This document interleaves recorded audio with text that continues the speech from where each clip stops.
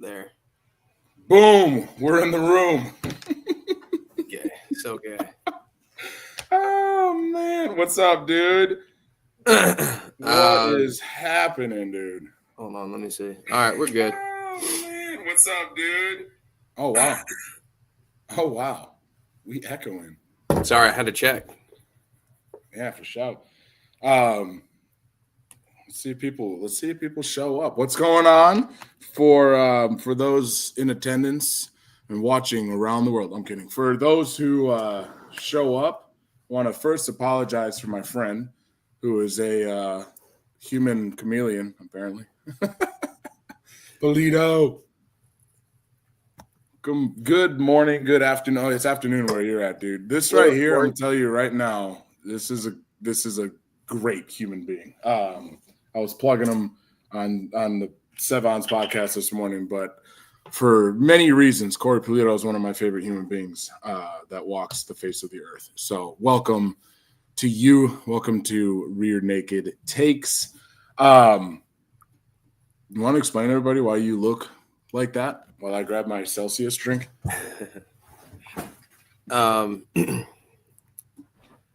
got an 8-ball and opened it up and exploded all over me. No. I was doing construction, man. Doing a little bit of drywall work, covered in fucking drywall dust, sanding and shit. Always working, this guy. Always working. Did you go hunting today? No, I didn't. No, didn't end up happening. No, I think I'm gonna go Monday because I knew today was gonna be fucking packed because the rut just started, and I'm in public land. I hunt in public land, so there's a lot of people around this time. It gets crowded. Believe it or not, in the woods, you know what I mean? No, I get, and that's not the place you want to be crowded. Am I right? Well, it's still bow season, but so you're not really worried about getting shot or anything like that. But okay. Too many people go in, they disturb the deer, they push them away.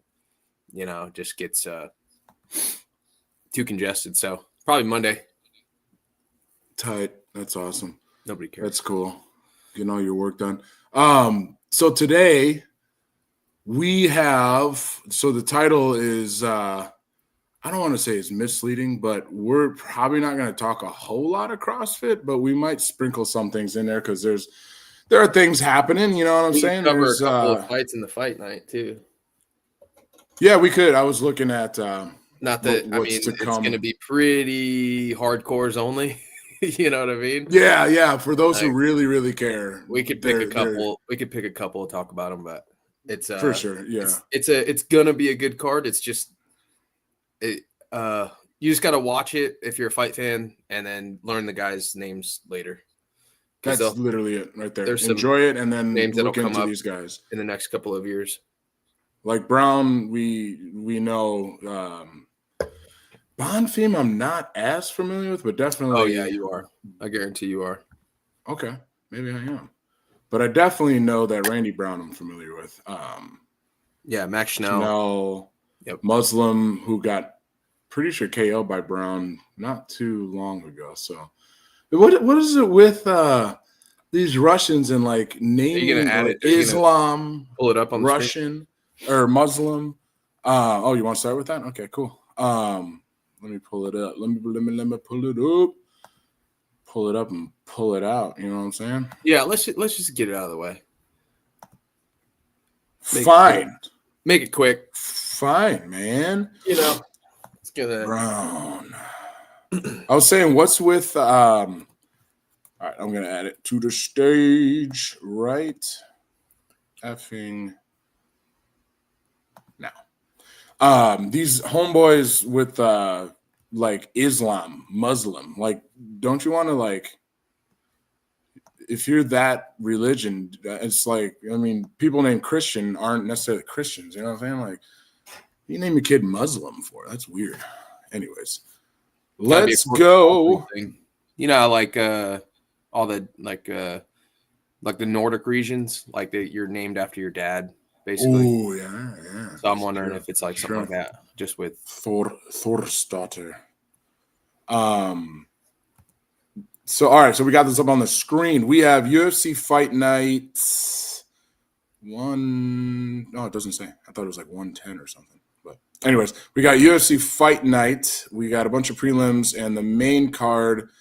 I'm just noticing is this a first time brothers are fighting on the I don't same think it's card? the first time. I think they've been on a card before. I could be wrong, but I mean, like brothers, are on the they? main I've card. never heard of like any other fighting brothers that have fought on the same UFC card besides the Bond Fiends. Can you think of anybody? Yeah, there's Any someone fighters else. ever? Is there? Mhm. I feel like there is, and that's why I'm pondering it so much. But I can't. I can't put my finger on it exactly who that would be. But that's wild. I mean, can you imagine that? I mean, I got two brothers. I can imagine we fought on the same card. Are they the same weight class? No, one's bigger. Anyways, that's pretty cool. That is pretty cool. You got to go the main event. Bonfim. Are you? So you want to? Do you want to talk about the whole card or just the main event? Just the main event. Just the main event. So we have a top 15, 14 to be exact, ranked fighter in Gabriel Bonfim. Let's look at some. He's got a hell of a record, 18-1, and he's got some wins, man. Say what you want about Wonder Boy, but he's one of the better fighters of the last 15, 20 years. And according to you, he forgot how to win. He did. He did forgot how to win. He's 42. You're 42. That's funny. There's a fight later. So we were all over the place here. But what we're gonna do, we'll break down this main event, and then in no particular order, we're going to each. Dillon and I are going to each give you our top 5 UFC fights that we're excited that are on the way. Kind of break those down, talk about those, why we like them. Who we think is going to win. We're going to talk about Tom Aspinall and his future, what's going to happen with him. And then, like I said, I might throw some CrossFit stuff in there, but we'll see. We'll see. But really, we wanted to talk about, like I said, our favorite fights that are coming up. I'm trying to what I was going to say is there is a super old dude that is still at it, and we're definitely going to talk about that. But anyways, back to this. Bonfim has won how many in a row now? He has won a lot of fights outside of Dalby in a row. And like I said, he's beaten some names. And what I'd like to see about a guy like Bonfim is he doesn't, outside of Thompson and Lusa, he doesn't let things go to decisions. He's not that kind of a guy. He's going to submit you or he's going to try to knock you out. And to me, that is what being a fighter is all about. I don't want judges having anything to do other than making sure there's no eye pokes or throat gouges, you know what I'm saying? Like outside of that, let's fight. And when you see a guy like this, who 2 out of his 8 fights in the UFC are split decision unanimous, the rest of them are finishes, I like it. You did say you are going to pick Bonfim? Yes, sir. For the dub? Yeah. I don't know, man. Why?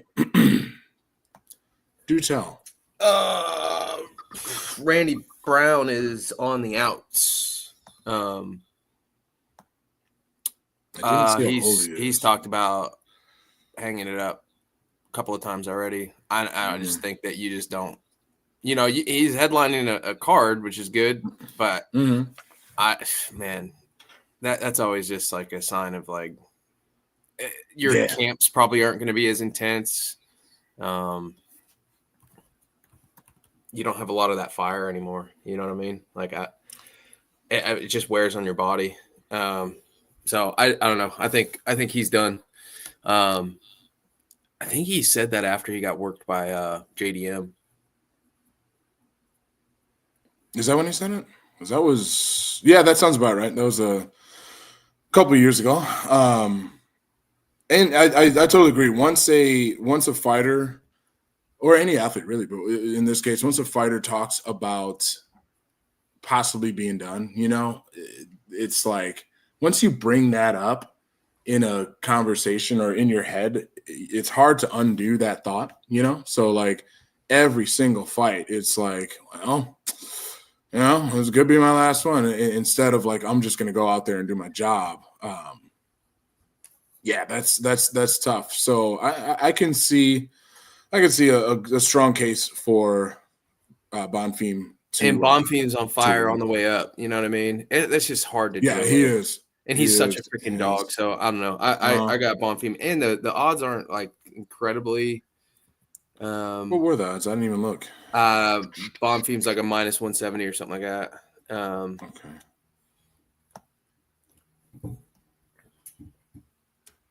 It's not too crazy of a discrepancy, but listed.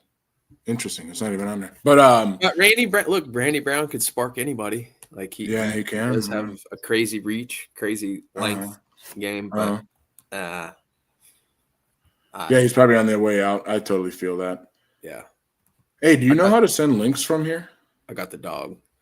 From here, only through email, unless your phone is like hooked up to your fucking computer. Then you could send a text message from your computer. You know what I mean? But gotcha. Otherwise, I think you just got to do email. I don't know. Word. Because I know Sebby said he was going to be here and I don't see him. So, you know what? Let's send that silly little man a text message. How about that? Yeah, so that's all we're going to do for that UFC Just fight. Send him the YouTube link. He said he just wanted to listen, right? Yeah. I'm going to just tell him we're live right now. We're live right. Meow. You freaking hoe bag. Moving on. Matt Schnell, Joseph Morales. It's going to be a good fight. Let's want to dive into. Okay, let's talk about this. Called in this morning just to remind everybody that we're going live, and Savon asked if I had heard anything about Tom Aspinall and what's going on with him. I want to first say, I searched Tom Aspinall boxing, something like that, right? And Reddit comes up as one of the results. And I got to say, dude, I hate Reddit. Like, 3 minutes I spent on there made me hate human beings. There's like a lot of know-it-alls or just say nothing. There's all this emotional blah, blah. And I'm just like, dude, is there anything or anyone in here that's going to give any more insight than that's already been out there? And it was a waste of 3 minutes. It's just, say again. It's the internet as a whole. Yeah, that's true. That's fair. But what I did find is basically what everybody knows already. And that is he's got now 2 more fights on his contract. And his dad is heavily pushing for the boxing route. And I get it. You're a dad. I'm a dad. I got a son. And I got 2 daughters. Like, if I know there's more money to be made possibly for my kid, sure. A quick pivot from MMA to just boxing. Like, I'll say that I'll definitely leave that option on the table. In this situation, it would be one thing if he was getting paid $50,000 a fight from the UFC. He's still getting paid a lot of money. Not boxing money yet, but he's still getting paid a lot of money. You go the boxing route, you're Tom Aspinall, who's only had 1 boxing fight, is professional boxing match his whole life.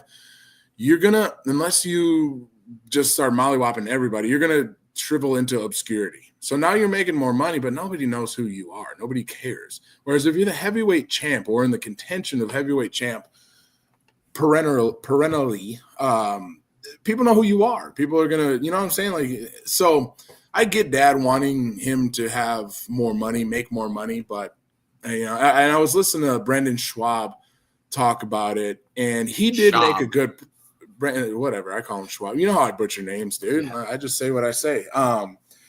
He was making valid points about how the heavyweight division right now isn't it's not what it used to be. Let's be honest with each other. It used to be like, let's go, but now it's still let's go, but not what it used to be. And he's like, all right, so his next fights, let's say he fights John Jones or Alex Pereira, outside of those two, not a whole lot of he's already beaten everybody. Who else is he going to fight? So it's like, okay, I like that argument more. What's up, KDL? Good to see you here, brother. I like that argument more than, well, there's more money in boxing. Yeah, so great. He's still making a hell of a living as a UFC fighter, and people are going to know who he is. I'll be honest, I used to love. I don't know about you, Dylan. I used to love boxing. I don't watch it really anymore. You know, like every now and again I'll catch a match, but like, you want to be known. Yeah. That's right. Well, so my point, the reason I say that is like, do you still pay attention to it, or was it that you used to like? I mean, exactly. I watch Bud. Anytime Canelo fights, I watch Canelo. I watch Bud anytime he fights, and then obviously when they fought, I watched that, which is a hell of a fight, by the way. That was great. That was amazing. But yeah, I understand what you're saying, but it's just like the promoters they antiquated the game too much. Too many belts, too many divisions, too many fucking promoters. There's plenty of fights that we want to see that can't ever get made because the promoters get in the way. Right. Yeah. So I don't know if you want to, you know, all that, but Manny Pacquiao. But yeah, that was about the last era that I really paid attention to. Yeah. Same. Exactly. Yeah. That's about when I dropped off too, because for all the same reasons. So I mean, I guess if you want to make more money and be less popular or well known, go for it, Tom. If you want to make a little bit less money, but everybody knows who you are and loves you and cheers for you, then stay in the UFC. We'll see. Will the heavyweight division turn back to what it used to be back in the day? To be determined. But I don't think you leave, for Brandon's argument, I don't think you leave just because the division isn't what it used to be. Brandon. Division. What did I say? Brandon. Divisions ebb and flow. You know, some divisions are just like lightweight right now. Holy shit. Yeah. And then sometimes you're like, all right, dude, like the champs beat everybody. The number one contenders beat everybody. Like who's going to fight? But, you know, so anyway, that's what I think about Tom Aspinall. You want to go for boxing, go for it. But I just, Kenneth asked, what would you say boxing is more of the high rocks of the UFC's to the UFC's CrossFit, lesser known in US, but pretty big rest of the world? Yeah. I would say it's hard to compare that just because CrossFit's so big. And I don't know, what do you think? What do you think what do you think about Kenneth's question there? It's not a bad comparison. I think that boxing has a pastime in the UK, and that's about it. Whereas like everything else, the only time boxing is popular everywhere else is like Olympic time, you know. But wrestling dominates that fandom, you know, like that's when wrestling takes over, is during the Olympics, and like nobody cares about boxing in the Olympics for the, you know, most part. Some people care, obviously, whatever. But no, I just think it's more of a UK pastime, and it has a pastime in America, but it's seemingly fading. Whereas I think because of Tyson Fury really kept that, stoked that fire, kept it going in the UK. Irish, huge boxing kind of thing, you know what I mean? It's just, yeah, I mean, yeah, I see what he's saying. It makes sense for sure. Definitely. It's kind of like American football and soccer. I mean, like, you know, that was the comparison I was going to make. Like soccer's worldwide. It's like the hugest sport in the world.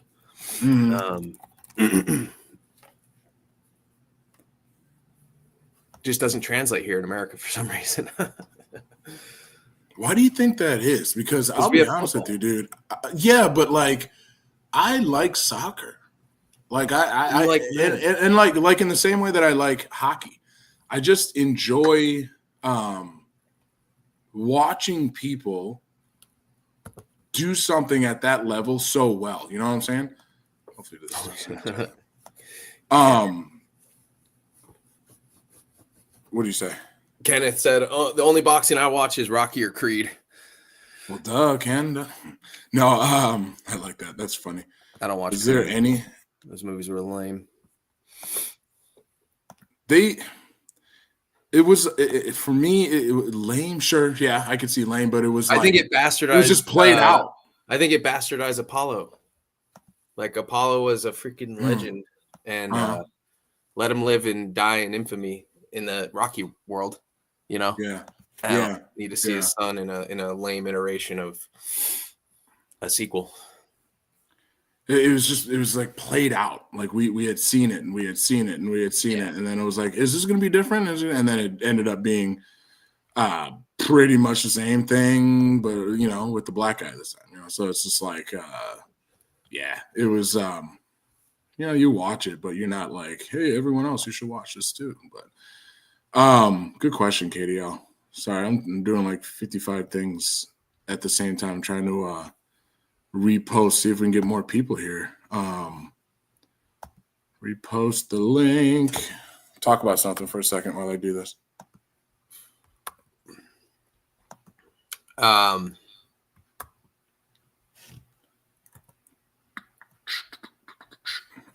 got nothing. No. We were talking about the White House card last time, right?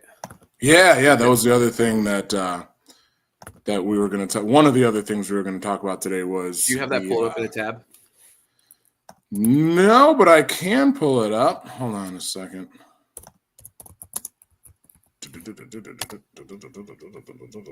You pulling it up right now? Yeah. Why can't I something like that? Oh, you know what? I think this is the same fucking thing that you had. I hate the internet, dude.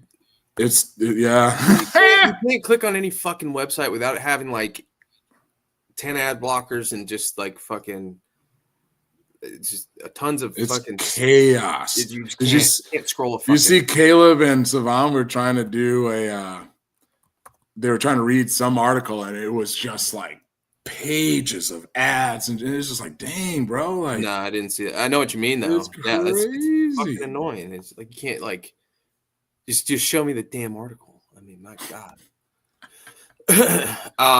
Joseph Morales, your boy's gonna Matt Schnell he's good. I'd bet on that. Matt Schnell is kind of like I think he's like a plus 400 underdog. It's a little disrespectful. So I'd say if I'm a betting man, which I am, I might throw $10 on finish by Matt Schnell.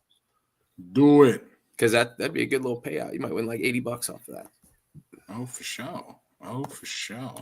Dude, why can't I? When spreads are that big, it never hurts to throw a couple bucks on the dog. And I'm a fan of the dog. You are the dog.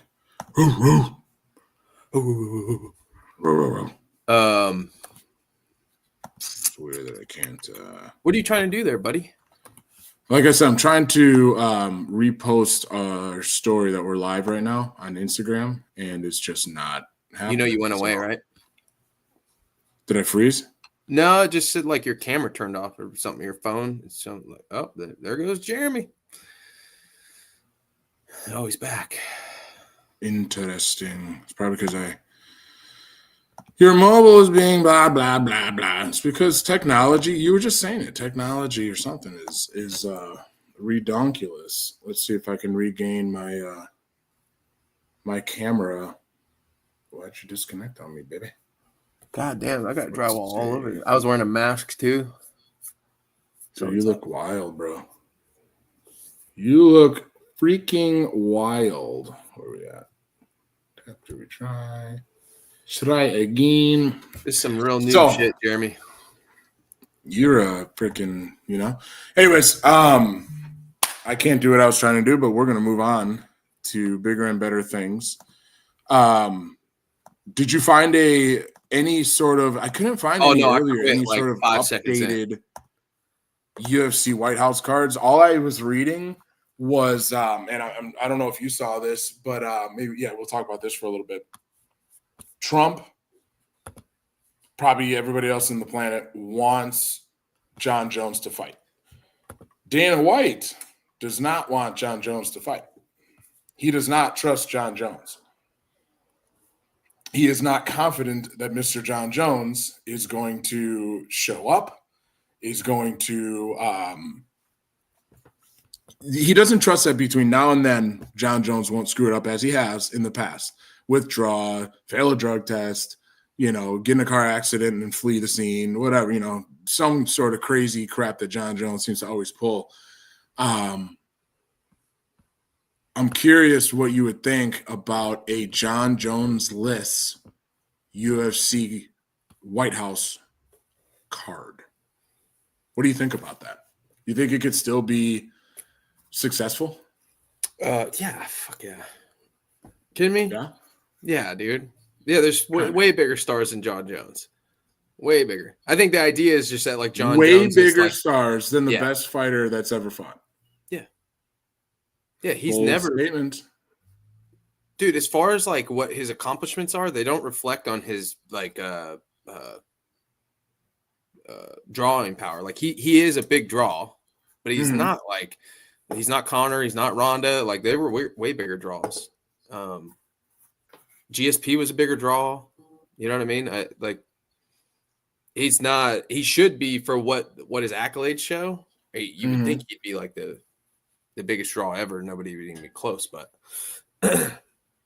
he's never been the biggest draw. And guess what? I mean, I don't think. I just don't think people are like they don't care anymore. You drug everybody along for way too long. We didn't get to see you fight Francis, and everybody's just exhausted. And frankly, I'm tired of like seeing him in the fucking news for some other look. That's what gets me. What you're about to say pisses me off so much. I get it. Shit happens, but look, there's tons and tons of athletes that are their name is never in a controversial statement. Sure. There's no legal anything. There's no domestic violence. There's no DUIs. There's no, look at GSP. I mean, yeah, man, very, very good example, actually. Very good example. Michael Bisping. Here's Michael Bisping. Here's how I look at too. And this is how I look at that. What you're saying right there is like, I'll give you an example. We have all, and some people make this mistake their whole freaking lives, but we all know, especially as you get older, a night out is not only going to financially cost you, but depending on how much you have to drink, it's going to cost you, right? Mm-hmm. So eventually, either you keep doing it and keep learning that lesson, and the hangover, which is just the worst feeling on earth, or you're like, you know what? I've learned my freaking lesson. I can't keep going out and getting obliterated and expecting to feel good the next day. It's just not going to happen, especially as you get older. John Jones is kind of that guy. He just keeps getting these opportunities. He's a champ, best fighter we've ever seen, but he almost ruins it by continuously doing the dumbest of all the options he has. He does the dumbest one. And you're like, bro, at some point, homeboy's what, 38 now? I think I just saw. Hey, people figure it mistakes. out. People make mistakes. You can't. You can't keep doing it and keep fucking up. And then, like, here's the psychopathness to it: is that like, or the psychopathy to it. Psychopath. Ooh, big You know what I word. mean? I like that. Here's a. I know I just made up some shit. Psychopathness. Here's a psychopathy to it. Is the expectation of like, I did something wrong. Why are you still mad at me? Like, and then it's like a repetitive. It's just a cyclical thing of him just assuming he's completely loved no matter what mistake he makes, and then like and just not. There's zero awareness to anything of the sort of that. Like, you get into a domestic altercation with your wife in Vegas. She's bloody. And you act, I mean, there was a lot of just like kind of acting like nothing ever happened. You know what I mean? And sweep it on the rug. And fighting the police and then hitting a pregnant lady. You know, granted the drugs and failed hitting the pregnant lady. Look, he didn't know she was pregnant. You know what I mean? So it's not like this was like an intentional thing. It's just a extra shitty byproduct cherry on top. You know what I mean? Well, but again, that's not the problem. It's the problem is that he tried to flee the scene. Yeah. That was the problem. It's like, you don't know who's driving. So you might but he didn't know woman, she you might was hit an old pregnant person. when he fled. You know what I mean? But he fled. You know, the fact that she was pregnant probably should have never been brought up. It's not like George Floyd where he held a gun to a pregnant woman's stomach. That carries a lot of weight, and that you want to make sure that that's part of the story that's told about Mr. Floyd. But the fact that the lady that John Jones happened to hit was pregnant, whatever. It could have been old person, pregnant person, doesn't matter, you know. But the fact that you try to bounce out, I mean, I can't, as a grown man, shouldn't exist for this. Double jeopardy should not exist for you to, for us to re-scrutinize you for old shit. But the problem is we have to bring up old shit because you keep adding new shit. Yes. And so we're like, holy fuck, you keep making this list even longer. It's like, I'm gonna start revisiting all that old shit and be like, you know what? This is a bad dude. Like, he's a bad human being. Yes. For the 100%. Sake of his family and his kids and his wife, I think he needs to stop fighting, and I want him to get out of like the limelight of superstardom, and maybe he would be in less trouble. He would get himself into less trouble. I don't know. Just a thought, of like, it's worked in the past. You know what I'm saying? Like it's worked for many people in the past. Remove yourself or remove someone from a situation, and maybe not always. That's why Dana doesn't want. Often they figure it out. Exactly. That was my whole point in bringing that up, and I just wanted to see like what you would say about that. It's like, are we okay with Dana saying he doesn't trust the best fighter in UFC history? Yeah, because he knows he's okay with leverage. He could make the fight card freaking amazing without Conor or without Jones or Conor. Frankly, I would hope both of them don't fight. Like, look at UFC 300. For look at UFC 300. Look how freaking amazing that was. The best card I've ever seen ever. Which one was that? The one with the 3 and the 2 zeros.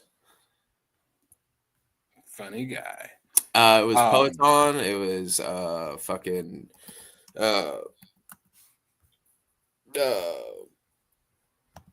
God damn it. Here we go. Jim fucking Miller was on there. I know that. Let me fucking see. I know Peloton was the main event.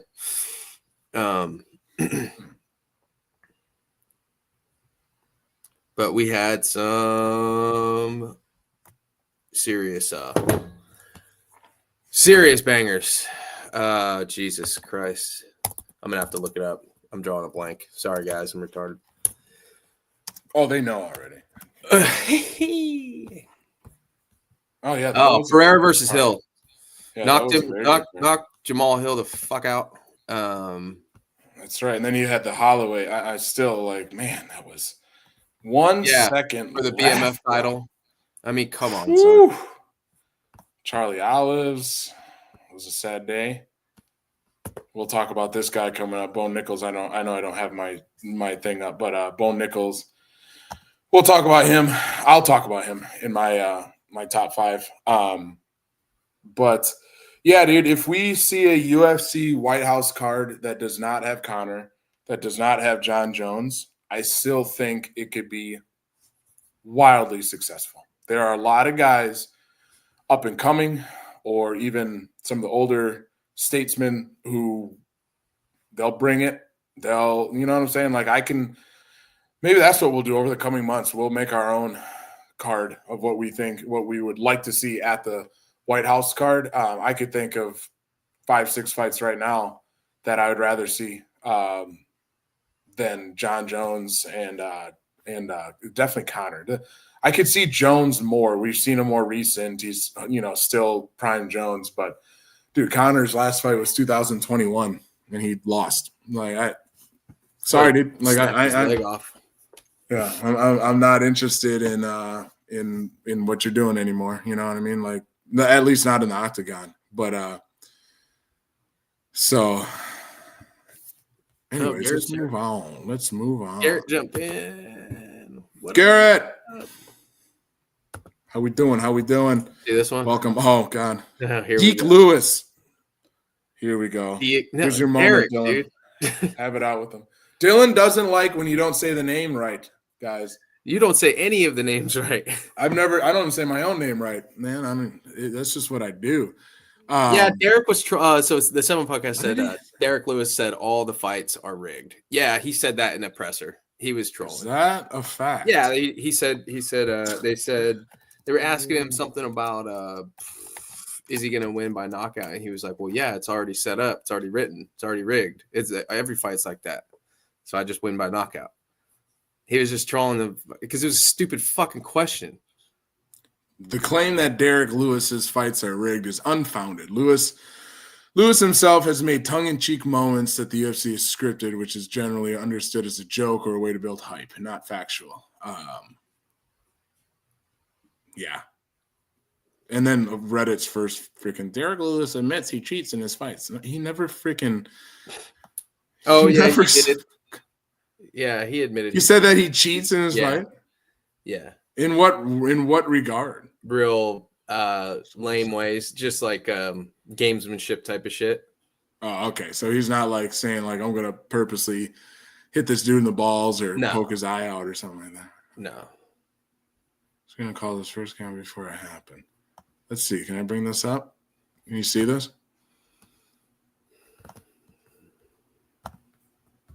It's part of the script. Yeah, the whole UFC is scripted. It's part of the plan. July 12th, they want me to win first round knockout. So that's what's going to happen? Part of the script. Yeah, it's part of the script. Whoever want to make their bet, go ahead. Can you hear this on Ariel? And make their bet.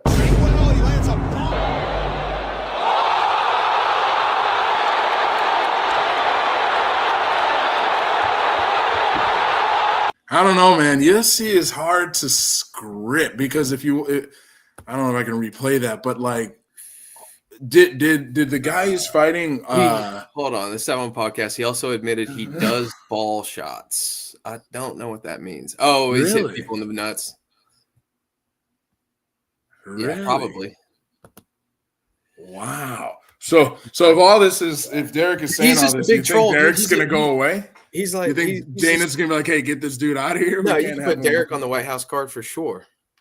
That would be cool, actually. Hey, I want Derek Lewis versus John Jones. I want to see John Jones get knocked the fuck out. He'd probably get handled by John Jones, but we should do a top. Who are our top 5 fighters of all time that we'd like to see get knocked out? I would put Jones out there. Who would we like to see get knocked out that's never really been knocked out? I'd put John Jones up there. For sure. 7 podcast. How did Bilal come back so hard in the 5th round with JDM? We're going to talk about Bilal. What are you alluding to here, Sevi? Oh, yeah. So Sevon's going down the rabbit hole that there are scripted. Yeah. Okay. All right. The fuck out of here. You should ban Sevi's going to make me start taking fucking statins. Oh, man. That's funny. I thought you did already. No? Yeah, because I'm fat. Fatty. You fat half body. Mexican. Let's get into the before time gets too away from us. Let's get into the top five fights that we want to see that we're excited to see. Oh, you left. Oh, top 5 fights that we're excited to see. Why we're excited to see them.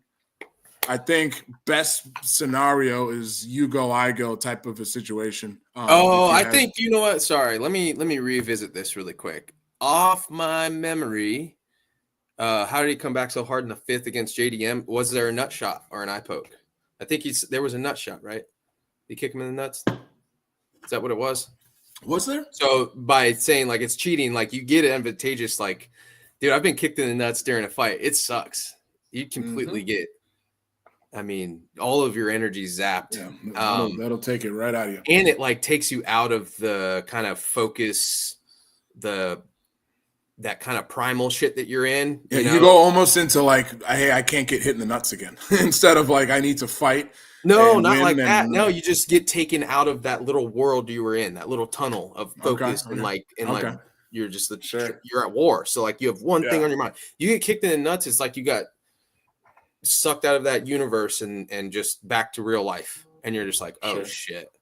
I feel like it would take me out. Like, God damn it! Now I gotta fucking got to rev it up again. Like, I feel like it would take me completely out of the fight, and all I'd be doing is like have one hand down by my balls so that I don't get kicked there again. Man, that's just a no-go zone. You know what I'm saying? Like that's what would happen to me mentally. I'd be like, all right, now I'm not. I'm just probably gonna take you down so that you can't hit my balls anymore. But I don't remember there being a ball shot in that fight or an eye poke. Not in that one, at least. But maybe I'm wrong. Anyways, let's get into this top 5. I'll go first. How's that sound? My number 1, excuse me. I'm gonna start number 5, go down number 1. Number 5. Black guy. What'd you say, black guy? Yeah. What are we doing? We're gonna do top 5 fights that were top 5 upcoming UFC fights that we're excited to see. You ready for the first one? Yeah. Jan versus Bogdan. So at UFC 323, we got your favorite, Jan. How do you say it? You tell me how you say that last name. Jan Blachowicz? Blachowicz. I wasn't going to say that. Versus Bogdan Gustov. The reason this one stuck out to me, there's several reasons. Jan is 42. I'm calling him Jan. Just to piss you off. He's 42 years old. That's old, bro. Like, I'm not even 42 yet, but that's old. Does he still have it? Yeah. Heavier division. He just fought Olberg. So I'm going to get into it. So he has a loss against who I think is going to be the future champion, Olberg. Mm-hmm. Lost to the current champ in Poatan. Yeah. He has a loss to the former champ. That was controversial too, by the way, losing to Poatan. Yeah, it was. It was a split decision controversial. Yep. So his last 3 fights, future champ, current champ, former champ, he's lost. He did beat Rakic, but as we just saw recently, Rakic might be on his way out. Before that, lost to another champ in Glover Teixeira, and he did beat Adesanya. What but that was at 205. 42. Yeah, it was lighter weight. But what at 42? What do you got left? What do you got left to prove? Does he think he has another title run at 42 years old to keep it? He had like 2 years off because of some shoulder surgeries he was doing. So I'm sure he's still got a lot of like drive and determination to do the damn thing. I mean, he's top 5 still. I think he literally is number 5. Yeah. I mean, look, you've only taken losses to champs. I mean, well, I guess future champ, one that wasn't and that was a decision too. It's not like, I mean, he lost 29-28, but it's not like he got finished. He's not getting worked. When Dustin Poirier retired, like people were asking him the same thing. Like, do you think you can keep up anymore? And he was like, what do you mean? I've only been in title fights. Like, he's only the top 5 guys. Like, obviously that's a much lesser weight class, though. He's one of the best in the world. He can like continue to keep up with these guys. He just didn't see himself fighting for gold anymore, so he wasn't going to do it. But as you've talked in the past, that light heavyweight to heavyweight pounding that you take is a lot different than lighter weight classes. Not that it's not, hard to get your ass kicked or to take punishment at. There's way older dogs in the heavier divisions. There's what? You can be older in the heavier divisions. Okay. Because power is the last thing to go, and those guys are slow anyway. So where do we think this fight goes? What do you think happens in this fight? What's the likely out? You think Jan comes out to Blachowicz and does what we are used to him doing and throws the heavy hands? Or do you think this Bogdan is going to be like, hey, I'm going to put you out to pasture? No, because that's what I think is going to happen. Bogdan's going to work him. Yeah. I think this has put Jan out to pasture time.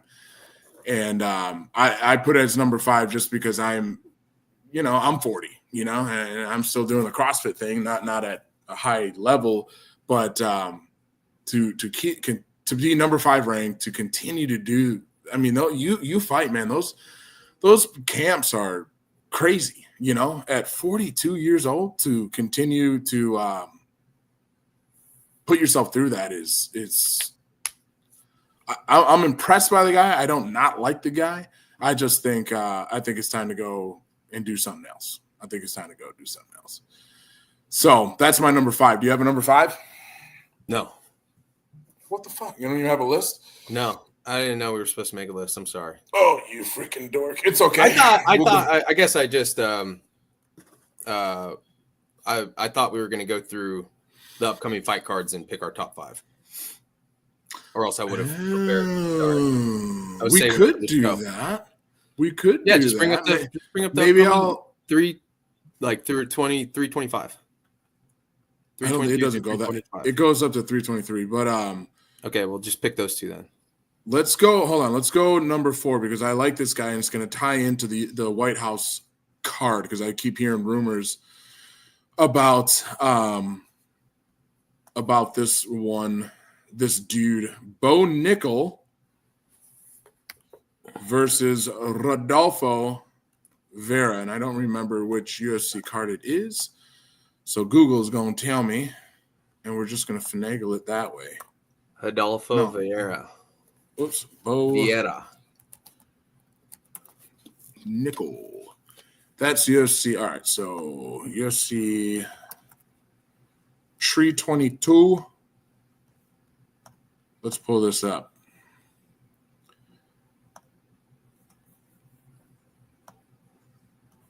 What an amazing card. Holy crap. But we have, I think he is, so he's the last prelim. That's how good this main card. I'll scroll up in a second. But this young man right here, I like him. I really like this dude. He's just like your all-American.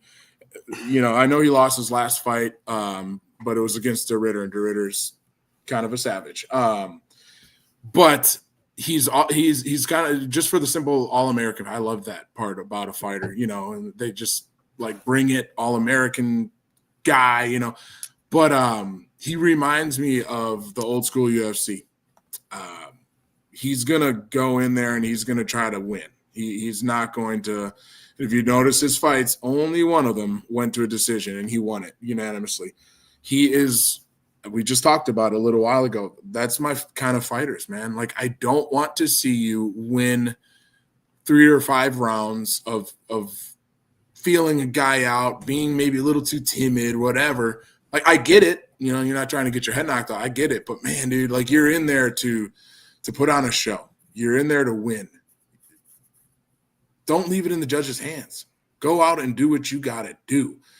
and Mr. Nickel does it. I think that's why I was reading an article. He was, I forget where it was, some sort of UFC thing, and he said Trump called him and was, they were talking about his career and, all these things. And Nickel put it out there. He'd love to be on the UFC White House card. And Trump said, it's a deal. Now, obviously, he's got to win to make that happen. And he's got this fight coming up. We can talk about that for a second here against Mr. Rodolfo Vieira, who is Rodolfo Vieira. Look at this guy. He's chiseled from granite. My Lord.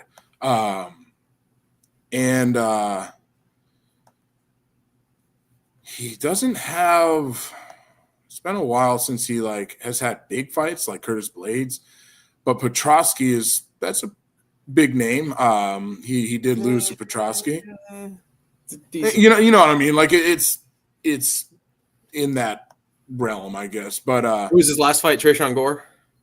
Yeah, he fought Gore and he won. He won unanimous decision, lost unanimous decision, and then submission. And that's the common theme I saw with Vieira is this guy, when he wins, he is going to win by submission. I mean, unless he fights Fluffy. It's submission. And then he got submitted, and then it's a submission. Yeah, and then submission. So it's a good matchup. I mean, look, Trayshawn Gore. It is. He's fairly new to the UFC. Got a few fights. He was in the tough 20 fucking something, 23, 24, something like that. 25, I don't know. But yeah, he come off tough and strung together a couple of wins, had a loss here and there, but it's good name to beat, just not totally impressive with the talent that he's beaten. Lost to Chris Curtis. I mean, look, he's a dog. It's gonna be a motherfucker of a fight. It's gonna be a good fight. It's a good fight for Bo Nickel. It's a hell of a lot better than throwing him in at RDR. We saw that happen. Yeah. He gets kneed to death up the middle. Couldn't take the body shots and just a little too much too fast for old No Bickle. So it's gonna be a good fight. This fight makes me nervous. I'm always excited to watch Bo Nickel fight. I want to see what he does. Me too. I love this kid. This fight makes me nervous because Bo, with what I was just saying, he's like, let's go. And you fight a wily vet like Rodolfo who wants to submit you. You don't want to find yourself on your back or him on your back or whatever. And I feel like Bo's with that old school, let's go UFC style of fighting that he has. I'm afraid that he might put himself in a position that he's like, oops, shouldn't have done that. And I just don't want to see that because I like his trajectory. I want him to, I want to see him fighting. I want to see him fighting for a belt someday. And this will be a tough matchup for him. But if you can play it smart, I think Homeboy's got a lot of promise. So I'm definitely excited about that. We can run through a couple more here. Is it the same Garrett, card? Jesus Christ. What did Garrett say? Garrett said, got it. No back stuff. No back stuff, Garrett. Not for Bo, at least. For you, all the back stuff. Jesus. Just not good. Just not our boy Bo Nickel. The next fight, I'm gonna make this quick. The next one I'm super excited about is your boy, Henry Cejudo. He's fighting. It's funny. The reason that I like it is not because God, I love Henry Cejudo, but it's more of a. It's kind of like with Jan. Is Henry even taking it serious anymore? Is he, what incentive does he have to continue taking these ass kickings? And he's fighting at the card that's not. Oh, there it is. UFC 323. Where is he at? Another stat card. Okay, so Mr. Henry Cejudo, who, if we look at his record, he has some impressive fights, but homeboy has lost. So I'm gonna say, obviously, Merab. Okay, I get how you lose to him. Sterling split decision, but I could see, former champ.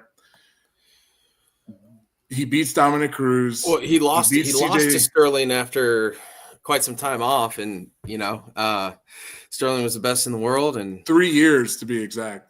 So 3 years. It was a pretty impressive performance for that amount of layoff, and to be able to come back and still the 5-round fight to decision. I mean, it's But so I'm giving him all right, I get this loss, but this loss earlier this year, I'm not going to take anything. I'm not going to say Yadong is garbage or nothing, but. So Song Yadong there was a little bit of I want to say there was like a visa issue with Yadong or something, where Uriah Faber was actually going to step in and fight for Yadong, because Uriah Faber is the head coach of Song Yadong's gym, which is Team Alpha Male. And he was he weighed in and everything for that fight, just in case Song Yadong wasn't able to fight. But the UFC I didn't even know that. Yeah, UFC got their lawyers to work, and they got him over here. They got all that figured out. You know what I mean? But that's Uriah freaking Faber was going to step in. That's crazy, dude. I love that dude. Yeah, California kid. But again, I ain't trying to take anything away from Yadong, but losing a unanimous decision, I don't know, man. I look at Cejudo and Garrett just can't help himself. Jesus Christ, Garrett. What she said? You make me blush. She goes, "That's not his last name, Yadong." Dude, I was waiting for somebody to be like Yadong, like for real, like Yadong. I'm trying to be mature about it. I'm just waiting for someone to be like, is that really his last name? Can you song my Yadong? You know what I'm saying? Yadong, man. Suck you down. But he's no slouch. But I don't know, dude. Henry Cejudo. Is he serious, man? Is he really still wanted, or is he just doing this for money for something to do?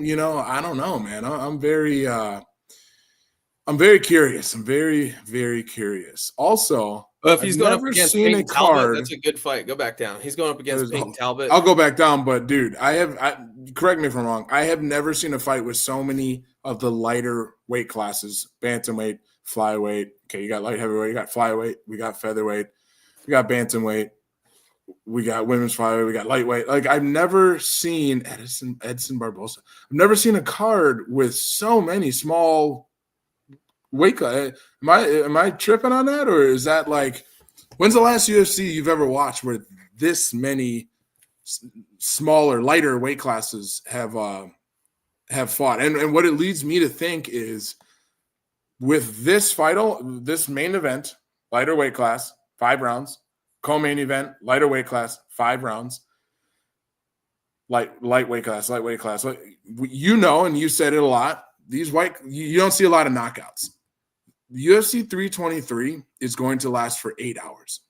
It's going to be the longest card in the history of any UFC. Right? I mean, am I tripping? I've never seen so many of the lighter, from lightweight down, on one card. And we know that it's going to be 3 to 5 round wars for the entire, which I'm not mad about. But I think it's going to break records for length, But anyways, you want to talk about this fight? Peyton Talbot. Yeah. Kid's a beast. Peyton's good. He's really good. He's incredibly talented, but he just he just got worked by Barcelos, who's a freaking high level wrestler. So, I mean, going up against, and then Lima decision. What was that? Unanimous or was it split? Unanimous. Yeah, it wasn't an impressive outing. Where do you see this fight going? Man, to the ground. I think Cejudo gets a hold of him, and it's gonna be a long night for Peyton. Yeah. Luckily for Peyton, it's only 3 rounds, but I'm still questioning, like, does Cejudo still really want it? Because he retired. Is he just doing this because he got bored in retirement, which I totally get. I don't know how this says how old he is. I mean, he's still number 10. I mean, you know what I mean? He is, right. He's still competitive. Like, he's still really good. And he's one of my more favorite. He's 38 now. Okay. So he's still one of my more favorite fighters of all time because he's always going to bring it. And the fact that, like I said, like watching soccer, watching hockey, watching people do their craft at the highest level, Cejudo is just so talented.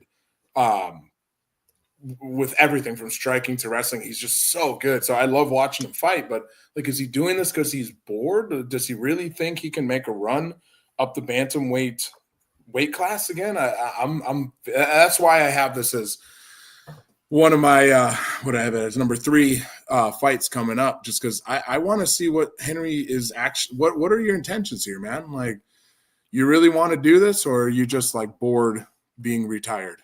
It's like the guy that goes get the retired guy that goes and gets a job at the local grocery store because he's like, I can't sit at home. You know, and it's like, well, didn't you retire so that you can chill? It's like, nope, I'm going to keep working. So I think it could be money. I mean, you got to keep the bag coming in. It keeps his fame up, keeps his sponsorships up. You know, that's all good byproduct, the money thing. But yeah, with Cejudo in particular, I just think that he could do it for a while. I think he's got a harsh competitive mindset that would keep him fighting for at least a couple more fights. He's probably trying to fight through his contract as well. I don't know how much he has left, how many fights he has left on his contract, maybe a couple. Right. He's already fought 2. So typically they're 4-fight contracts. I would assume he's got 2 fights left. Once you fight through your contract, you can get your likeness released in some, at least to some availability. That way you can go off and box and do other shit, you know? Sure. Yeah. Oh, Garrett, what fight should I watch if I want to start getting excited about MMA again? Ooh, that's a good question. Next week, and we'll get to that. It's coming very, very soon. Next week, the UFC 322, Jack Della Maddalena, and Jesus, I just lost my train of thought.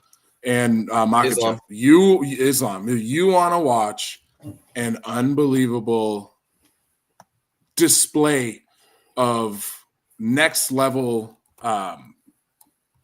MMA, that's the one to watch. I mean, that and that's going to be my after I do this one real quick, that's going to be my number 1. So spoiler alert, that's my number 1. But before we get there, Garrett, this right here, this is my number 2 most excited fight that's coming up. And the reason is because he's Palestinian and I'm pro-Palestinian. No. Homeboy just lost his belt. Where is your head at? You're going to come out like the Bilal that we've grown to, whether you like him or not, appreciate, where you're going for it, not the feel you out kind of a guy. You're going for it. Or is there going to be like imposter syndrome going on? Like, oh man, I lost my belt. I'm lesser of a man. You know what I'm saying? That conversation you have in your head. Are we going to see that? Because I don't think Ian is the best fighter in the world, but he is not the worst. Ian Machado is he's not going to he's not going to knock you out, but he can outlast you. And he has knocked guys out as we're looking through here. He Rodriguez, that was 2 years ago. Another knockout, but what you see with Ian is just outlasting guys and There's our boy Weeks. I'm gonna DM Darian and see if he ever wants to come on. That'd be cool to chop it up with him. But he's got a lot of unanimous decisions. Yeah. So he'll outlast you. He will outlast you. He'll out-technically fight you. He will outclass you at times. Is Bilal going to come out and be like, hey, I was the champ. I want it back. And I'm going to go out there and handle business? Or do we see a lesser version of Bilal and a very skilled fighter, Machado, kind of take it to him? Yeah, I think, man. Tough one. I'm not a Bilal fan. I don't like the guy, but I do appreciate the guy. Does that make sense? Like his skill, his ability, his power. I like doesn't have power. He's got power. Is he the most powerful? No, but like he can knock you out. Does not have power. I will show you power. He can drown people. He can drown people because he's gonna wrestle fuck you to death, and he's got some really good hands. I mean, according to him, he's got hands like Canelo, which is the most preposterous thing I've ever heard. But that's funny. He's gonna come with volume. He's gonna come with intensity. He's gonna press forward. He's gonna shoot takedowns, and honestly, like he's no slouch. I think that and that was an impressive win. That was a second round TKO, I believe, on Sean Brady. Yep. And just beat the brakes off of him. Who's got a good fight coming up himself too? I think Gary is. I think oddly enough, I don't like Gary either. So, but I think Gary's why not worked. Boring. I don't like his fighting style. There's too much evading. Rather than engagement. Leota Machida style, running away. No, Leota actually had a lot more.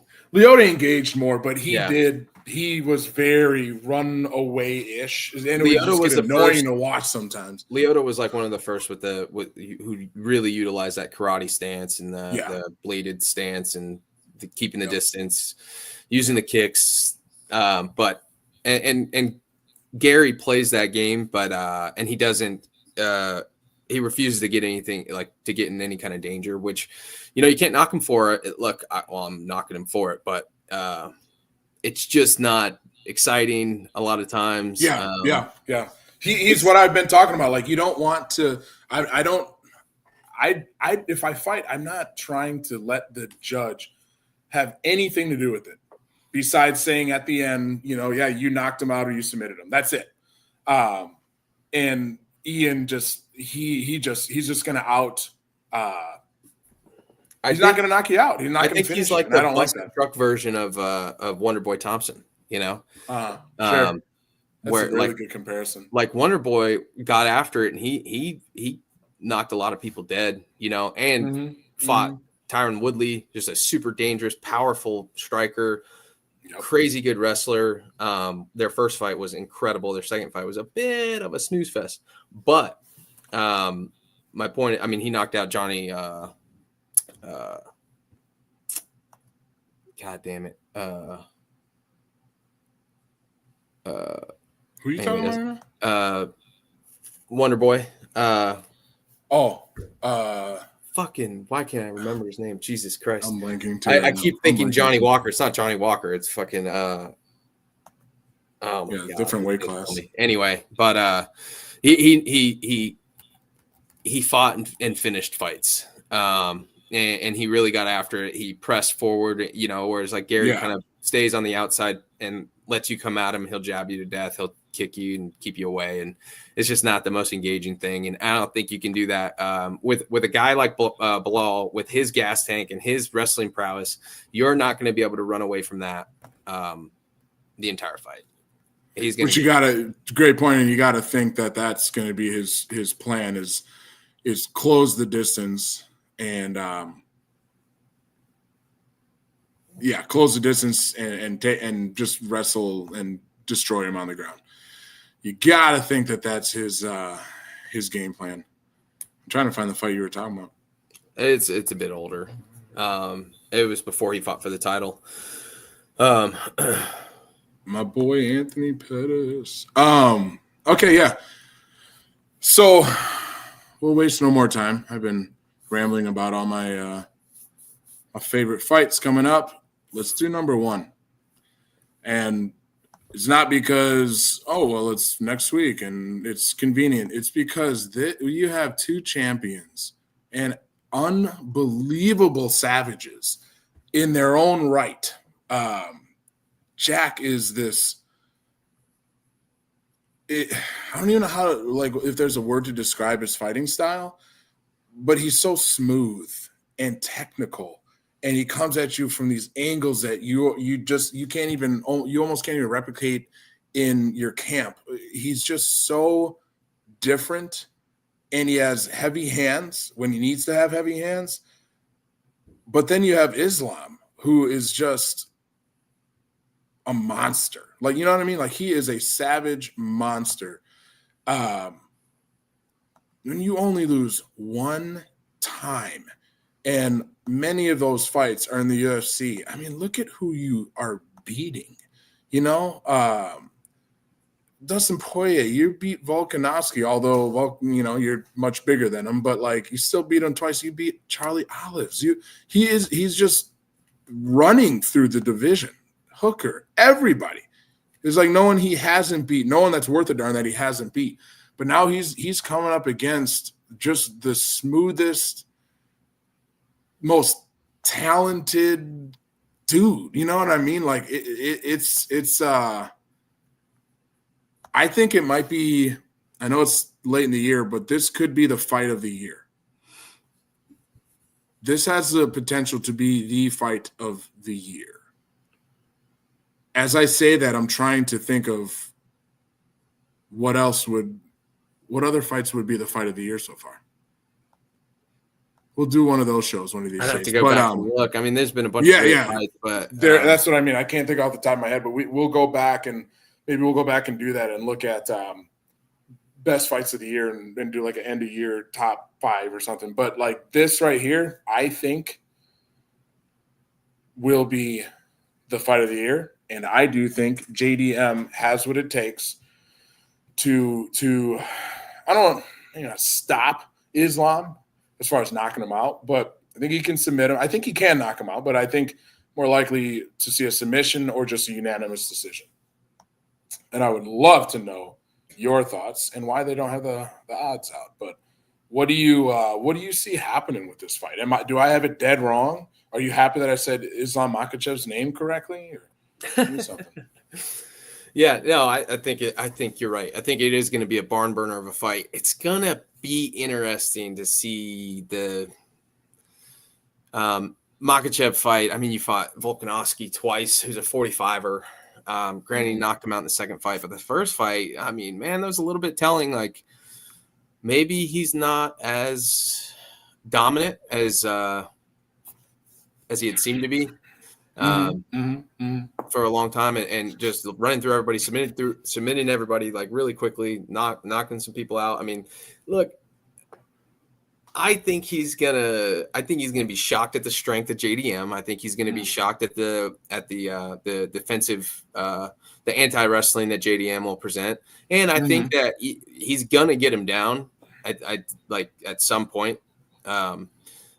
We saw it with Gilbert Burns. They were rolling around on the ground quite a bit. But, man, we did see an impressive display of jiu-jitsu and wrestling from JDM. So he definitely has enough to compete with Islam on the ground. He just can't get caught in something stupid. Yep. Some kind of joint manipulation, some kind of like a heel hook or leg lock or something like that, you know, where he's trying to get away from that 50-50 position and get his knee out. He could get caught anyway. It's so easy to get caught in that if you're not, you know, a couple of steps ahead of what they're trying to do. So I think he will, and I think he'll come with. I think the boxing is going to shock Islam, but Islam is he's gonna want to tie up, and that's where I think he's not going to be as dominant as we think he's going to be because the height and size disparity, like JDM's gonna have a bit of size on him, and when you're in that plum and you're in that clinch tying up, you have a way more advantageous position as being the bigger fighter. So Sure. Islam's going to initiate the clinch, but I think it's going to be pretty ineffective throughout the fight because JDM's just going to be able to power through it. He's going to be able to reverse it, escape, and then get back to striking. So do you see a finish? Do you see a submission, knockout? Do you see a 5-round war? What do you see in this fight? By the way, Garrett, this is the one I'm talking about. This is the fight to watch. It's going to cost you a little bit of money, but this entire card is the card to watch because it's going to move a lot of things around in all the divisions. Yeah. Leading into December. December's going to decide a lot, and then we're not going to have a fight until January after that. And that's how it goes, Dillon. That's how it goes. It's these next 3, November, and then December, and then January. Pay attention to these next 3 main cards, at the very least, the main cards, because it's gonna decide a lot for a lot of the divisions, and they're gonna make fans out of people for sure. I think it's gonna be a 5-round war. I don't know that. I don't think we're gonna see a finish in this fight. I think you're right. I think it's a unanimous decision, JDM 5-round fight of the year. That's what I think is going to happen. Both of these guys are so good, and they're smart. You know what I'm saying? Like neither of these guys have ever been the guys to leave themselves open for a heel hook or box sloppily so that their chin's exposed. Like they're not those guys. And JDM really showed that against Bilal. He was, especially the you said the anti-wrestling skills that he has are really next level. So I think we are honestly going to see the fight of the year next weekend. Yeah, the 15th. And I freaking can't wait. I want to do a freaking watch party, at least just for that fight. It's going to be so freaking cool. But those are my top 5 fights that I am excited to see come up in the UFC. We talked about who we think is going to win. Garrett now knows what to watch to ignite the MMA fire in her heart. Do you have any other? I'm trying to think if there's any other UFC MMA news out there. You got anything? Oh, you got back to training. Why don't you talk about that? How's that going? I had my first sparring session Thursday. That went great. It was good. The elbows holding up? Yeah, it felt good. I was shocked. I was thanks, Garrett. Garrett said I'll watch for you. Garrett's gonna watch. Do it. Love it. Do it. Love it. As long as I can get my black card. You got a lot of work to do, bro. You got a lot of work, bro. We don't just give that out to anybody. I've gotten it. You've gotten it. Yeah. Who gave you? I've gotten it from a few brothers. Really? Yeah. In the military, I got it from like 5 different black dudes that were all from. So here's my question to you: is the black card like? How does that work? Do I have to stay within the zip code in which it was given to me, and it only applies there? Or is it transferable? You know what I mean? Dude, it's like a passport. It's like a visa. You can take it. I can show it wherever, bro. You just I had just a couple don't brothers forget in it. Fort Leonard Wood with me in my platoon, and you were there too. Jeez, you were there. Garrett was there. I was there. What the oh, we were all there. Nice. That's funny.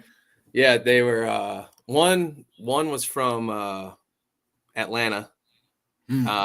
So just to test the brotherhood here, the blackness. One was from Atlanta.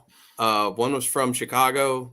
Another was from I want to say Memphis. And one was from Africa, even. And then another from I want to say New York, Bronx, something like that. Okay. But maybe it's Queens. Anyway, doesn't matter. But yeah, they were an eclectic group. They were hilarious, man. They cracked me up. But I ended up getting my my black card, so to speak, because we had a what did Garrick say? It only applies to the 5 guys who gave it to you. Don't let Jerome get you in trouble. Jerome. You're ruining it, Garrett. You're ruining it. That's what I mean. See, I unless you could make me an official card or something, I could be like, well, my bad. You're here. Like, this is getting me out of trouble. This is my card. Yeah.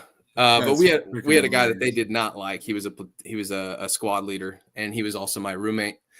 And man, they just he was a bad squad leader. Like he was just a dick for no reason. Sure. Just got a little bit of power and got power hungry. Yeah. And oh man. and they didn't play with that shit. Guys. They were like, "Fuck you, nerd. You're just the same as we are." You know what I mean? Like, and he took it really seriously, and then it transpired into like this altercation in the barracks. And I'm playing video games in a buddy of mine's barracks, and somebody comes running in, and they're like, Val, your roommate's about to get the shit kicked out of him. I was like, what? And so I fucking run down to my barracks and walk in there, and these dudes are in my room surrounding him. He's sitting down. Oh my God. And they're talking mad shit down. Like they're about to fuck him up. And I was like, fuck no, nobody's getting jumped. Nobody's like, I don't give a shit. Like, you're not jumping anybody. You know what I mean? Yeah. We used to have like boxing matches in the corridors of the of the barracks. But dude. I was like, fuck no. And I'm trying to like, I'm like, whoa, and they're getting in his face, telling him to stand up and fight and all this shit. And he was like, no, I'm not going to. Yeah, smart move, right? Like, I mean, you're gonna get shit kicked out of you. So, and I was like, no, get the fuck out. Nobody's jumping anybody here. Nobody's fucking. If you got a problem with them, you're gonna fight them on your own terms and your own time, and not in my fucking room. And so I'm like, get the fuck out. You're not gonna fucking jump him. And because I hated him too, but he was my roommate, and like, I'm not gonna sit by and let anybody get jumped. Sure. And then so I was just trying to de-escalate and like tell him like, nope, get out. But my presence, all of a sudden, he thought it was a good idea that I put myself in between them, that he would stand up and start going up to them and start acting tough. Stop it. Oh no. And so it riled everything back up, and I had to turn around and be like, you shut the fuck up and sit the fuck back down. What are you doing? You know what I mean? I'm like, I'm not here to defend you. I'm here to keep you from getting jumped, motherfucker. Right. Yeah. Sit the fuck back down. And then so he like shoved me, and then I was like, bitch, I'm here to help you. And I fucking threw him into the lockers, and like we got into a fight. And then that all gets like broken up and separated and whatnot. But after that, the brothers came up to me. Like I walked out of the room, and they were waiting in the hallway, and I was like, oh shit, and they were like, dog, you know what I mean? They all, here's a card. They were like, homie. They were like, you're a crazy white boy, because we were about to fuck both of you up. But when we saw that he disrespected you like that and you handled your business, fucking, and they all gave it to me. They all were like, you got the black card. I swear, that's man, dope. It was cool. That's dope. Yeah, we were homies ever since too. They were, we had a good time. Cool guys. Yeah, you're legit. You're legit. I love that, dude. I earned it. That's funny. Yeah, you definitely did. You definitely did. Yeah, we're actually, in the Black community, we're still trying to figure out exactly how the card works. Some places it does, some you get denied, other places. So it's kind of right, Garrett. It's like an ongoing thing with the card. Can a black guy get their black card removed, like a man card? Oh yeah. Do some bitch ass shit. You get your fucking man card removed. You act like a bitch, and it's like, we're gonna put that over here until you can figure shit out. So yeah, that could easily be removed. It's suspended.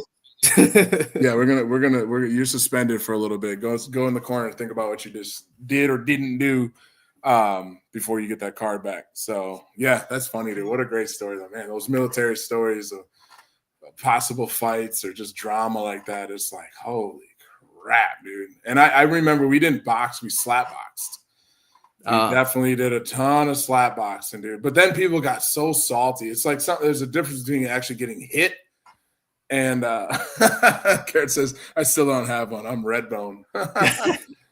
Redbone. Okay. Hey, Redbone, doesn't that mean like you're dark, like really dark skin? Dark complected? I don't know. What the hell? You're about to get black card revoked. I was about to say my black card is about to be revoked because I don't know what Redbone means. But I know I who think red I man think is. that's the joke because she's pretty fair skinned, so I'm thinking that's like she's trying to make a joke here. I think so. But Yeah. I don't know. I'm just whitey. No, but dudes would get so salty getting slapped rather Yeah. than getting punched. Yeah. First of all, it's Jerome, Garrett. Second of all, what did I do? What did I do? Well, let me just say, you not knowing what a red bone is, Jeremy is a much more fitting name. All of a sudden, Let's go. oh, it means you're Red too white. bone. Red bone. I don't know. I think Garrett's. I think I'm right. I think I'm correct. A dog with a red, or see, that's what I was thinking. No, you got to go like Urban Dictionary. Yeah, I know. Red bone. Oh, what does red bone mean in slang? In Ebonics. I ain't watching no video. What are you talking about? Just go to the Urban Dictionary. Specific mixed race. Okay. Well, I was red bone Urban Dictionary. A red bone is a very fair, light-skinned black female. She can be a mix of two different parents or background or be related. Yeah, that's what I thought you was talking about. But Garrett, but I just wanted to be sure. Is it very what? I missed it. Red bone's very fair skin. Oh wow, that's the opposite of what I thought. That's why I'm white. Garrett, if you ever start a rap career, your name is Redbone. Like there's no doubt about it. KDL Redbone. Oh well. Redbone. KDL gets it. KDL is a Marine, right? You're a Marine. You probably saw some crazy. We used to have boxing matches in the common area of the barracks at night. Did you have gloves or anything? We have our own like fight cards, and like people would duke it out. Like some people would have problems and really want to box, and so that's how we'd handle business. You know what I mean? Did you actually have gloves? Did you? Yeah. We had like 16-ounce like Everlast like. Oh my god, bro! We going bare knuckle fights. We had a guy who was a boxer. Like he boxed since he was like 5 years old, and so he was so slick, dude. He would put on one boxing glove just on his jab hand and just work motherfuckers and like not even try. One time he had a piece of pizza in one hand and was just like whack, whack, whack, whack. I mean, just eating the pizza and just man, imagine being that. It just shows you how quickly, like it quickly will humble you. Every man needs to go into a boxing gym and just get fucked up just for a couple of sparring sessions, just to understand how truly incapable you are of fighting. You know what I mean? I cannot agree with you more. Yeah, I cannot agree. Oh God, I think that's a great idea. What did KDL? We've all had our own barracks fight clubs at one point or another. Absolutely, those are the best, man. Those are the best. Like you said, you can if you got beef with someone, let's handle it. If you want to get better, whatever, you want to test yourself against somebody who's a little bit more skilled. There you go. It's just what dudes do, man. We need to have purpose. We need to have our balls drained regularly, and we need to let off steam. Like that's just what men. We need that, and you definitely get that when you serve. So that checks that box. And then you let off steam. That checks that box. And then the balls draining, you can also check that box too. But, it might not be with the person you want it to be with. But, desperate times call for desperate measures. Dude, we had people in Iraq. God, I hate to say this. We had, like, it's like we were there spring, summer, fall, winter. And winter, it cools down a little bit, but like summer, it's hot. We had people hooking up in porta potties, bro. Ugh. In Iraq, dude. I mean, like, I wanted my balls drained, but not that bad. You know what I'm saying? I'll take care of it myself for a deployment. You know what I'm saying? But like we had guys and girls like in porta potties just regularly going at it. I'm like, that's filthy, dude. Like, it's not that worth it. You know what I'm saying? Like, you can wait or figure out a better place to do it than a damn porta potty. But we had guys wanting to sleep so bad they'd sleep in a shitter, dude. Like they'd sleep in a fucking 120-degree porta potty. Like, yep. It's like, God 100%. Damn, dude. Oh, desperate times, desperate measures. Yeah, we had a girl that was rumored, and I don't know. It was probably some stupid rumor, but they called her Skittles because she would meet you in the John and give you a blowjob if you got an MRE with Skittles in it. So she'd give you a blowjob for the Skittles. Wow. So everybody called her Skittles. Jeez, behind her back. You know, it was just, I feel like it was a made up story. You know what I mean? But hey, man, in the military, I'm telling you, man, like, it's about the most honorable thing you can do, but that doesn't mean everything is always honorable. You know what I'm saying? Like, there are some times where some shit happens that where you're just like you just said, where you're just like, wow, okay, all right. But hey, man, Skittles. I mean, like, I believe that. You know, maybe it isn't true, but like, I'm telling you, when you are, and I'll just speak specifically deployment, but when you are thousands of miles away from everything you know, your loved ones, just America, and you're in this crazy foreign country that you have no idea if you're going to return home or not. It's hotter than hell. You're under crazy amounts of stress. We see people do crazier things with less stress here in America. You know, when you're overseas and you got bombs and guns going off and, you know, missions you're operating and stuff like that, sometimes things happen that, you know, would be considered a little less honorable. But man, we're human beings, bro. Like, we got needs, we got things we want to do, and some people won't let anything stop them.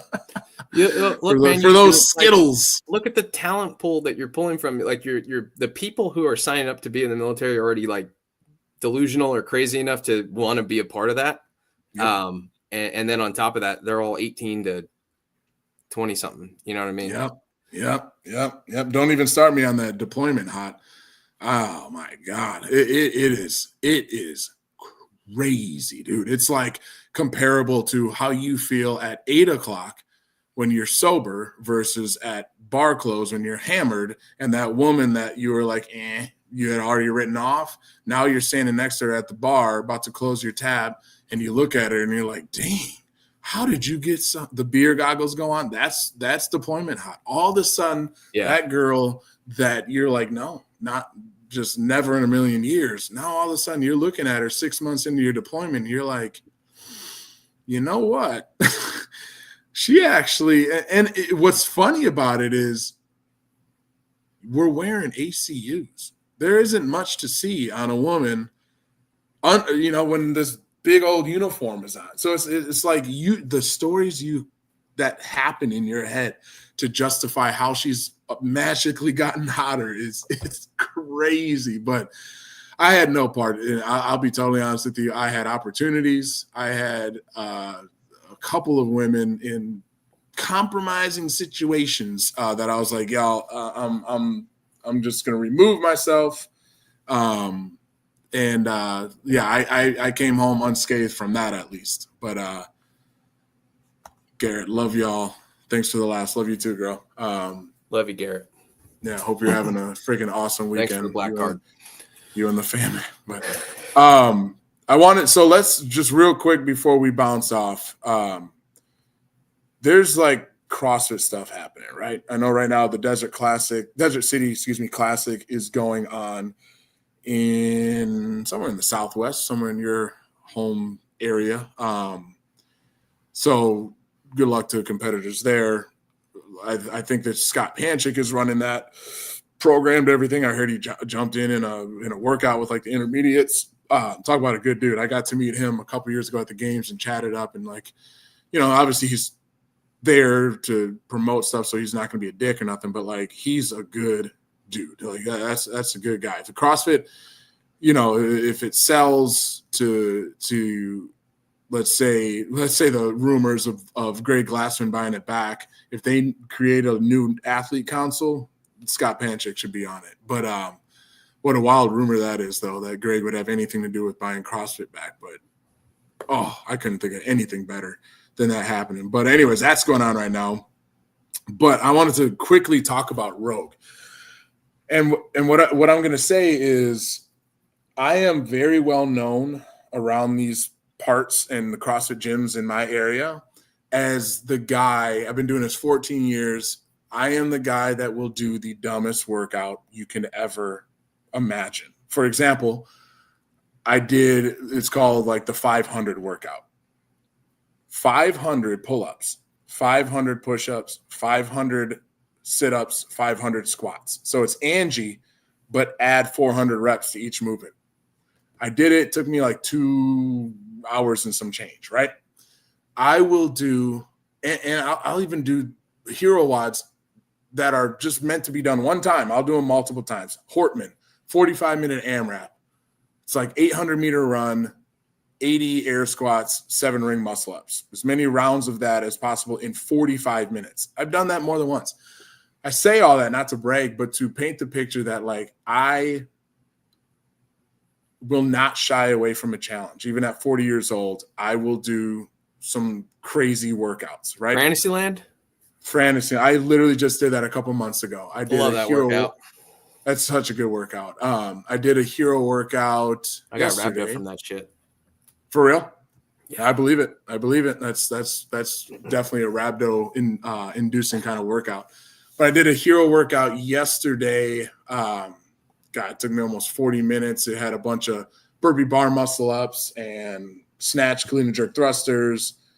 So it was pikey is the workout. It's 400-meter run. Then you do 12 burpee bar muscle ups, 15 squat, snatch, 155. Then you run 800 meters, 12 burpee bar muscle ups, 20 clean and jerks.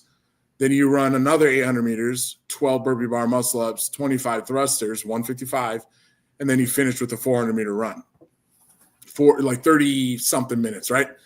I'll do the crazy stuff. I'll do it. Bring it on. Like I'll do it. But when it comes to an event, whether it's Rogue, the games, Crash, CrossFit Crash, NorCal, whatever, the purpose is definitely to test the athletes, but not to smash them into oblivion. And when you watch Rogue, I'm not sure how much of it you caught, there were some good events. But when you look at the product as a whole, including and especially workout number 3, and you're talking about 4 rounds of 10 back squats at 315, 225, 10 dumbbell snatch, 170, 10 sandbag cleans, 150, 100. What are you even trying to do in that workout? You could do that for time, 1 round for time, and you would get an effective workout. And you could do 2 rounds. I can even see maybe 3 classic 3-round workout, but 4 rounds of crazy amounts of hinging at really heavy loads besides the sandbag. What are you doing? Like, what is the point of that? You look at the pegboard event. Why did you even have them bench press? Why didn't you just do 10 pegboard ascents for time or 1 pegboard ascent, then row, and another pegboard ascent, then row, and do that 5 rounds? Like, you look at that like a fucking buy-in or something, or no, it was like 15 bench, and they went through all this trouble to weigh the athletes and then take a percentage of the body weight or whatever. Maybe they did actual body weight, I don't remember, but 15 bench, then you go row. It was like row 15 and then pegboard, horizontal pegboard, and then 12, blah, blah, blah, and then 9, all the way down to 3. But it didn't matter. The bench didn't matter. It was so pointless, and it literally turned into athletes just trying to traverse this horizontal pegboard that I just look at that whole Rogue event, and I love Rogue. It's like games and Rogue for me. They need to really, really think about, and they interview Josh Bridges. Peter at Coffee Wads and Pods, Pedro, interviews Josh Bridges about the programming, the order of events, event number 3. And like his response, it's kind of ridiculous because he's like, we can still change things. And, I just don't like, he was very like, almost like, yeah, I didn't program this well without saying it. Like, I didn't program this intelligently. Like you see a JR crash competition where it makes sense. It's hard, but it makes sense. There's not crazy amounts of hinging or any movement redundancy to the point where you're like, dude, what is happening, dude? Like, I had a games athlete's husband who I have like a DM friendship with tell me that his wife was like crying because that just event 3 alone was such a massacre of a workout.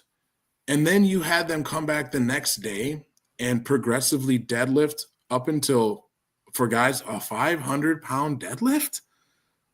The day after you had them dumbbell snatch and sandbag clean themselves and back squat themselves to death. I'm like, bro, next year going forward, I don't know how much Chris Spieler has to play a hand in that, but Josh Bridges can't be the guy. I think he just kind of throws stuff at the wall, and he's gotten away with some cool events and some cool concepts. But at the end of the day, I don't think he is the guy to be programming really anything, and definitely not the Rogue Invitational. I think they really need to think of, like, can we get Dave, and it would never happen, but Dave and JR to collaborate, or JR and Taylor to collaborate, or Rich and Taylor, like people that do this. You know what I'm saying? Because that was. Did you catch any of Rogue? Were you able to see any of those events? No, I heard a little bit about it though. Like, is it possible that Katie, like, could Katie have been in their ear? You know, Josh and Spieler, like, hey, like, favor strength, like, go full bore at strength, yes, and like, maybe which is what Rogue is. Like, it's odd to have. It's a little odd. It's not that crazy. Anyone can program, but it's a little. Maybe it's did Josh have a little bit of like he's like, I'm the smaller guy, was never the strongest guy for obvious reasons. So like, did he have a little bit more bias toward the really hammering strength with that direction from Katie? Because he's like, I can't have this look like a little guy workout. I can see that. And he's talked about that, and other analysts have talked about, like, Rogue it's going to always favor the stronger athlete. It's just the nature of Rogue, because you got the strongman, and then their vibe is just, let's go heavier. We're not trying to find the fittest necessarily, like, but we're going to showcase some of our equipment with the log press and stuff like that. Yeah. So it's like, yeah, we're going to go heavier. Like, hey, we're not looking for the fittest. Like, we're going to buy a strength, right? Which is fine. And that showcases the athletes because they get to do crazy things. But even in that, there still has to be some sense. There has to be a flow so that workouts aren't on top of each other that just completely stop the fittest in the world dead in their tracks to the point where they're crying and like withdrawing and not being able to continue. And just like, it's like any competition has the potential for that to happen, because at the end of the day, you're going to go as hard as you want to go or not. So like, you can injure yourself. But man, it was like they were set up at Rogue for that to happen. It was like Josh was overcompensating for the fact that he is the smaller athlete and has never been the strong guy. So I'm going to go ham way beyond any logical programming for this competition. And at the end of the day, if I want to showcase strength in a CrossFit competition such as Rogue, I'm going to hire whoever was Neil Maddox. He was a strength guy and a very, like, he's like Guy, but like he actually tried. Whereas Guy just gives up. Anyways, that's a whole nother rabbit hole. But didn't he drop a barbell on his head in a snatch ladder? He's like done a lot of, he's done a lot of things. But yeah, Neil, no, that was someone else, but no, maybe it was Neil. Anyways, that's who I'm going to hit up. I'm like, hey, Neil, and then maybe another strong CrossFit athlete program, because they're going to know when they've gone too far. What about they're going to know? Sure, bring them in. Like, bring them in. But like, they're going to know when they've gone too far. Hey, we made that too heavy. Kind of like a tattoo artist giving you a sleeve tattoo and he doesn't have tattoos. Yes. Like, he's not going to know. Like, why are we taking a guy who's always been good at CrossFit, but not even close to the top strength guys, and we're telling him to program a strength-based CrossFit competition? It doesn't make any sense at all. And I really hope that going forward next year, they think of like maybe still have Josh do it, but pair him up with, like I said, the Neomatics type of athlete who is strong and like their forte is strength. And then, all right, hey, this is what we're going to do. Because I tell you, if you do that, you don't have something like event 3 where it's just like, bro, what are you doing? And all it takes in any competition is one event that's overprogrammed and the whole thing is tainted, because no matter how fit you are, when you go through an on-site like that, and that was the first day. You have 2 more days and 6 more events. You're fried. You're done. And I don't want to see that in athletes. I want to see them push hard, maybe get stopped in something like a horizontal paper or something like that, but like some weird skill or whatever. But man, I ain't trying to see them break themselves to the point where they can't even continue the event. They're done. It's just like, no, dude, like that's a recipe for disaster. And yeah, so anyways, I wanted to touch on that a little bit. Like, I don't like you going bad on my boy Josh Bridges though. And that's the thing is I love Josh Bridges. I've never not liked Josh Bridges. He's always been, from the fact that he's military as well, OG CrossFitter. He doesn't mince his words. He says whether he talk about Hiller and he's like, he does not. He's like, I don't like that guy. I think he's a piece of shit or whatever. Like I appreciate that. Whether I agree with him or not, I appreciate somebody who's going to say what they got to say. You're one of those guys. You're going to say what you got to say, And so I appreciate Bridges. I just think this isn't the right fit for him, dude. That's a program and a strength event. It's just not the right fit. They need to really think of outsourcing that to somebody else or bringing someone else in that has that strength background, that knows, oh, we've gone too far, or hey, we actually made that too light or whatever. And I don't think we get that from Mr. Josh. But anyways, I'm going to pee my pants. Shall we? You got any other topics? Anything else you want to talk about? No, we knew today was going to be pretty light. I mean, we're going to be ramping up next week for the big show. So I'm good. Yeah, next Friday. Would you say Thursday or Friday? What day works best? Yeah, let's try to do Friday. Let's do it. So next Friday. So next Saturday is UFC 322. We got JDM. We got who else is on that card? What page do I have open right now? This one? Okay. A quick preview of that. I mean, there is the one tonight, but we got Jack and Islam going to be, in my opinion, the fight of the year. We have another championship fight, so that's pretty cool. I think this is, we talk about women and how, it's not as deep in the talent. Well, these two girls, these two girls are deep in the talent. They are both absolute savages. I think that's going to be so we'll preview that. Seeing Sean Brady. I think that's going to be really cool. Leon Edwards, I feel like we haven't seen him in a minute. That'll be cool. Carlos is always a awesome fight. This is the fight I want to see right here. Dariush and Denise is going to be really cool. Crazy fucking fight, dude. I agree. These guys, they when they fight, they go for it. So we'll preview that next week. Give you our picks, and we'll keep track, like we talked about a couple weeks ago or last week. We'll keep track of Dillon's picks versus mine, and winner gets to program a reasonable workout for the loser, and we'll go from there. So that'll work. Hell yeah, dude. Great show. Thank you, Garrett, KDL, Savon popping in. Yeah, thanks for the support, guys. Whoever else was here but maybe didn't say anything. Thank you, guys. Hopefully we can keep this going. Maybe we'll get some sponsors. Who knows, man? Keep the lights on and just keep pushing this thing forward and having a good time. And, until next week, you guys be good. Peace out. Peace. Have a good weekend. Love you, dude. Adios.